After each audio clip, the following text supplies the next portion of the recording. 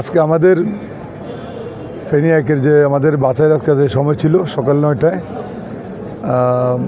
সেখানে আমরা মনোনয়নপত্র জমা দিয়েছি এবং রিটার্নিং অফিসার কর্তৃক আমাদের মনোনয়নপত্র বৈধ হয়েছে এবং ইনশাল্লাহ আমরা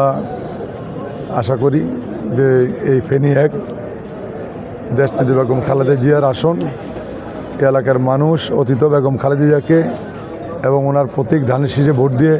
নির্বাচিত করেছিলেন। ইনশাল্লাহ আগামী দিনও বেগম খালেদা জিয়ার যে প্রতীক ধানের শীষে ভোট দিয়ে বিএনপি প্রার্থীকে অবশ্যই বিজয়ী করবে এবং বেগম খালেদা জিয়া সবসময় তিনি আমাদের অন্তরে আছেন, হৃদয়ে আছেন, থাকবেন। জনগণের বেগম খালেদা জিয়ার কাছে জনগণের যে প্রত্যাশা ছিল, যে প্রত্যাশা অতীত ছিল, আগে মানে সামনেও ছিল, যেটা ইনশাল্লাহ আগামী দিন আমরা তারেক রহমানের নেতৃত্বে জনগণের সেই প্রত্যাশা ইনশাল্লাহ আমরা পূরণ করব। তো চেয়ারম্যান তারেক রহমান সাহেব সবসময় বলেন যে ফেনী হচ্ছে ওনার নানার বাড়ি। আগামী দিনে যদি বিএনপি ইনশাল্লাহ সকলের রায় নিয়ে রাষ্ট্রীয় ক্ষমতায় যায়, সেখানে তারেক রহমান বাংলাদেশের প্রধানমন্ত্রী হবেন ইনশাল্লাহ। এবং যেহেতু ওনার নানার বাড়ি, অবশ্যই এটা সব দিক দিয়ে আমরা উনি এটা দেখবেন এবং অবশ্যই ফেনীর মানুষ আগে যেভাবে খালেদা জিয়ার কাছে মানুষের যে প্রত্যাশা ছিল,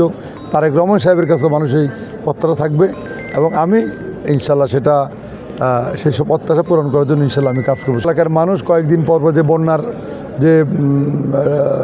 বন্যার যে দ্বারা যে ক্ষতিগ্রস্ত হয়, মানুষের সব কিছু নষ্ট হয়ে যায়, যে একটি বাঁধ নির্মাণ করা, স্থায়ী বাঁধ নির্মাণ করা, ভালোভাবে যাতে বন্যার হাত থেকে আমরা এলাকার মানুষকে রক্ষা করতে পারি, আমি মনে করি আমরা নির্বাচিত হওয়ার পর আমি সর্বপ্রথম ওইটাকে আমি গুরুত্ব দিব, যাতে কয়েকদিন বছরে 2 বা 3 বার মানুষ তাদের সংসারের সব জিনিসপত্র নষ্ট হয়ে যায়, যাতে আমরা মানুষকে সহযোগিতা করতে রক্ষা করতে পারি এই অভিশপ্ত বন্যার হাত থেকে। আমি সর্বপ্রথম সেই কাজটি করব।